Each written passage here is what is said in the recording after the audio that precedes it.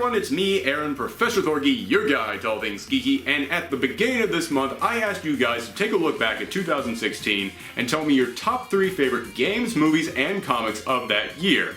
I then asked you to rank each of those submissions, and I took the way that you ranked them, assigned points to each of your submissions, added them all up, and now, this weekend, we have been taking a look at your top 10 favorite games, movies, and comics of last year. And today, we are finishing all that off by looking at your top 10 favorite comics.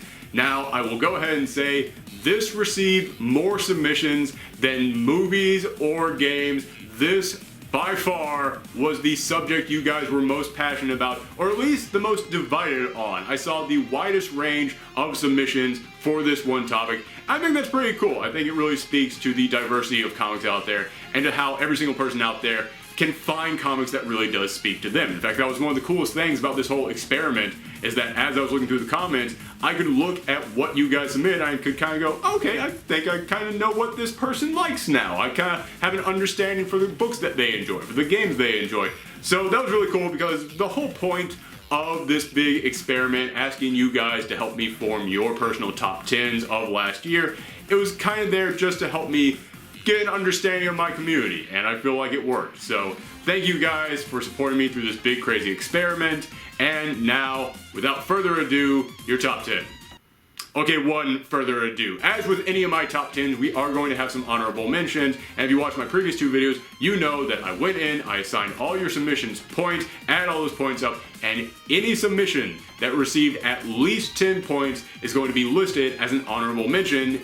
And as I said, this received more submissions than either of the other 2 categories that we had, so there are a lot of honorable mentions. Okay. Ultimates, Monstrous, Teen Titans, Spider-Man, Mighty Thor, Captain America, Sam Wilson, All New Wolverine, Doom Patrol, Daredevil, Wonder Woman, Power Man, Iron Fist, Doctor Strange, Black Panther, Spider-Man, Deadpool, Spider-Man, Renew Your Vows, Hal Jordan and the Green Lantern Corps, Batman, Old Man Logan, and the Champions. Now, tied at numbers 9, 10, and 11. That's right. Each of these received the same number of votes, so that's why this is a top 11 instead of top 10. Captain America Steve Rogers, Green Arrow, and Moon Knight. Alright, I'm just going to cover each of these real quickly. Captain America Steve Rogers ticked off a ton of people in the beginning, but when you actually got to see what Nick Spencer was planning and how he was using this new brainwashed alternate reality, whatever you want to call him, Steve Rogers, to kind of tell a story about corruption, about political sabotage, basically just an old school spy film that at the same time still has a lot of political commentary about. A lot of people really warmed up to it. They began to say, oh my gosh, what is this evil Steve Rogers going to do next? How is this story going to unfold? That's the best thing I can say about this book. It grabbed people's attention and it didn't let go. It wasn't just some crazy hook. This was the beginning of some big storyline and people wanted to see where it went. Next up at Green Arrow, I will admit, I always liked the character of Green Arrow, but more just when he popped up in Justice League. I never really read his own series, but because I decided to check out everything in Rebirth, I decided to give Ollie another chance, and this series corrected so many of the mistakes that the New 52 did. That's one of the things that so many people loved about Rebirth. It came in here and basically just apologized for the New 52, and Green Arrow got the biggest apology of all, because as I read this book, I went, this is everything that I always liked about Oliver Queen. Everything that I always loved about his character whenever I used to watch him in the cartoons or read about him in the Justice League comic. This was the way that I always imagined his series should be, and I was finally getting that. And not to mention, Black Canary, this might as well be her book too, because she gets treated with absolute respect as well, and watching the 2 of them slowly come together, it's been one of my favorite love stories in any comic this year. And lastly, Moon Knight. Wow, ever since Jeff Lemire came to Marvel Comics, I have been waiting for this book. I have been sitting back and going, alright, Jeff Lemire, you've been doing some alright stuff, but I know you can do amazing stuff. When is that coming? This was that book. Every single issue of this series has blown me away and made me question what I knew about this character. And the last time that someone blew people away with Moon Knight, it was Warren Ellis, and every writer since then has just been going, alright, well, how do I kind of work around what he did? How do I tell my stories based upon what he built? Jeff Lemire is the first guy who I really felt came in there and went, yeah, I know that he wrote that thing. I'm going to keep going with it. I no longer look at Moon Knight and go, well, they're just trying to tell continuations of what Warren Ellis did. I look at what Warren Ellis did and go, this feels like a prequel to what Jeff Lemire is doing. It feels like he got the script for Jeff Lemire's Moon Knight years in advance and wrote, let me just try and write something to set this guy up for you because what you're going to do is amazing. All right, at number 8 is Miss Marvel.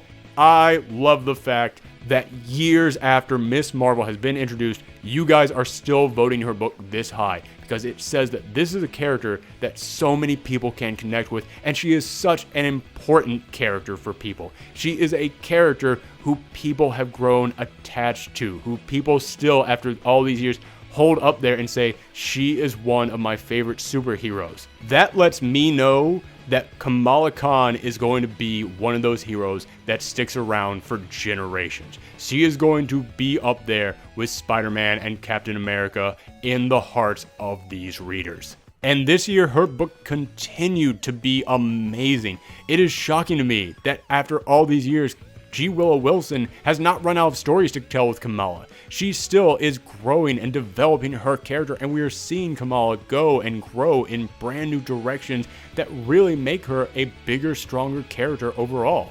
And speaking of great characters, at number 7, Green Lanterns.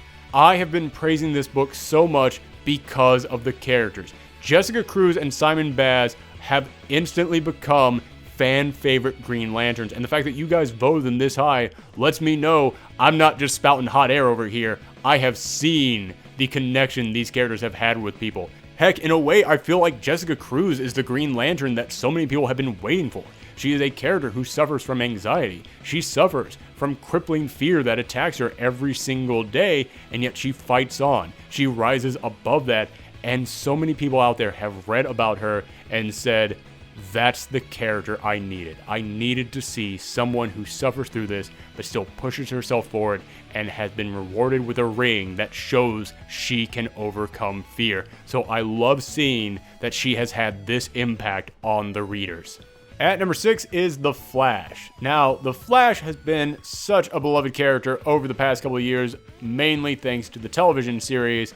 Yet his comic book series, readers just didn't care about. I mean, it was fine, but The Flash, a character who has this big of a successful TV series, should not have a comic that is fine. He should have a comic that is great.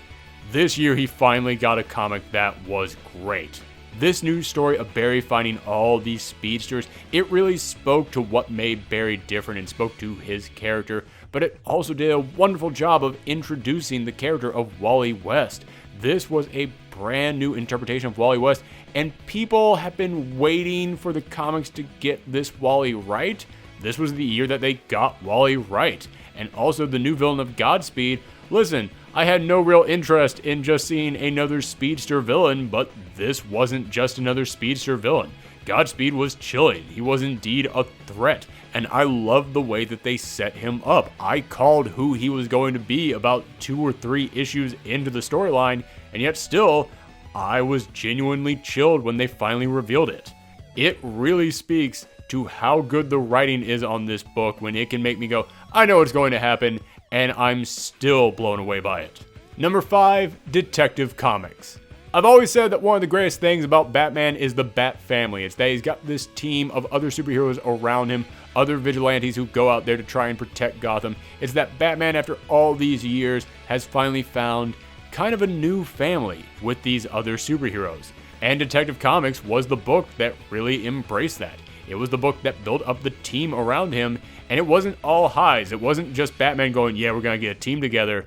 It had its lows as well, but the lows actually felt earned. When you see what happens to Tim Drake, when you see spoilers start to fall apart, it all felt genuine. None of this felt like it was just some ploy to try and get people talking about the book. Every single twist and turn that this book went on, it really did feel like that's where the story should go. It really has built up a great team full of complex characters, each of whom are just trying to find themselves, and I can't wait to see where their stories go. At number 4, Titans. Now, I read a lot of reviews online of these books, and Titans always gets very meh, in fact, sometimes kind of poor reviews, and I don't understand it. I love this book, and I will admit I mostly love this book for the characters, but hey man, it's okay to just like a book for the characters.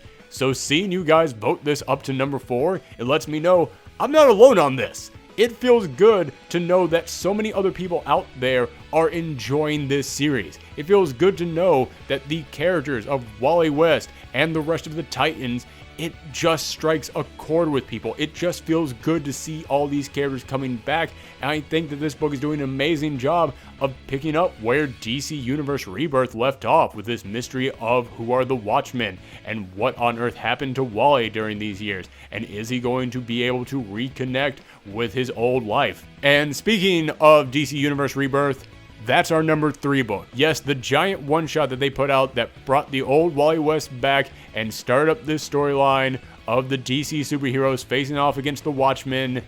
It got up to number 3, and there's good reason for it.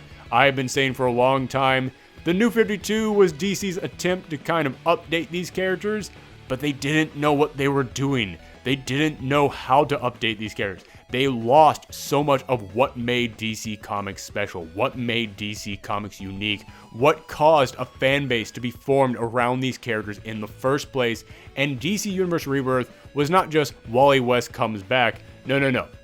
This was a mission statement and an apology.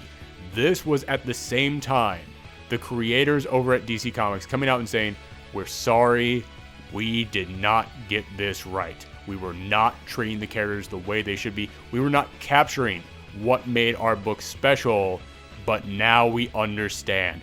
Now we are going to go in there and correct it. And seeing you guys vote this up to number 3, it lets me know you guys agreed with this. You accepted the apology, and you look forward to where these books were going, and seeing how many other DC books you guys put on this list, it lets me know you think they're going in the right place. At number 2, The Vision. Now, over a year ago, when I heard that the guy writing the Grayson book was going to be writing a book about the Vision building his own family and moving into the suburbs, I thought, how on earth is that going to work? I'll give it a try, but, we'll see. And that's kind of how I felt most people approach this book. Just kind of with, alright, we'll see what it's like, or they didn't even bother to pick it up in the first place. But instantly, from the start, this book let readers know it was different, it was special, it was unique. This was not a superhero book, this was a drama that just happened to star superhero robots. This was one of the best soap operas I've ever experienced in my life in any medium. This was a book that not a lot of people picked up in the beginning, but everyone who picked it up kept reading it because they wanted to see where it went, and the audience just kept growing and growing because it was one of those books that when you read it, you had to get other people to read it too. You had to share this with other people just so you had someone to talk to. So seeing this book at number 2, it lets me know you guys did your job. You went out there and you went, dude, you gotta read this. I know it's The Vision, you probably don't care, but you have to read this because the twists and turns that happen in this book, I have to have someone else I can talk to and say, oh my god, about it. And at number 1, with 122 votes, Superman. Listen, I could talk about how good this book is. Heck, I have talked about how good this book is. I could talk about how the character of Superman has not been captured well in the longest time, and this book is finally doing it. I could talk about how making it so that Superman is now a father with his own kid just enhances all the things we always loved about him in the first place. I could talk about how amazing the character of Jonathan Kent is, the new Superboy, and how he has instantly found a special place in all readers' hearts. I could talk about how wonderful it is to see Superman and Lois and John as a family. I could talk about how imaginative some of these stories are and how they capture what a Superman story should be. But all I want to talk about is how, for the first time in probably my life, readers voted Superman the best comic out there. Granted, I know it's just my community of subscribers, it's just you guys out there, and I have talked so much about how much I love this book over the past year that, yeah, I understand a lot of people out there who also love it will be on this channel, but I guarantee you, if you just asked all comic book readers out there, what's your favorite book? This one would have been way close to number one, if not the number one book of the year. And it feels so rewarding to me to know that the character who for years has been called the best superhero in the world finally has the best comic book in the world. Superman, the symbol for truth and justice, the Man of Steel, finally has a book out there that all readers can look at and enjoy.